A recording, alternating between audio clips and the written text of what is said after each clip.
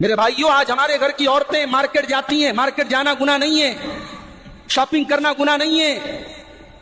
ضرورت کے تحت گھر سے نکلنا گناہ نہیں ہے، لیکن مسئلہ یہ ہے کہ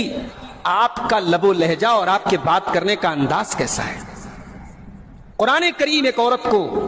نبی کی عورتوں کو تعلیم دے کر کے قرآن کریم ساری مسلمان عورتوں کو یہ تعلیم دے رہا ہے کہ اگر کبھی غیر مرد سے بات کرنے کی نوبت آ جائے تو تمہارے بات کرنے کا انداز کیسا ہونا چاہیے۔ فلا تخضعن بالقول، تم نرمی کے ساتھ بات نہ کرنا، فیطمع الذی فی قلبہ مرض،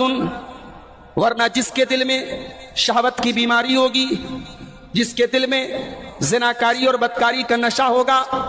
ہو سکتا ہے کہ تمہاری میٹھی زبان اور میٹھی بات سے اس کے دل میں کچھ امید کے پودے نکل جائیں، کچھ امیدیں پیدا ہو جائیں۔ خبردار، تم اس کی امیدوں کو توڑ دینا، تم نرمی کے ساتھ بات نہ کرنا۔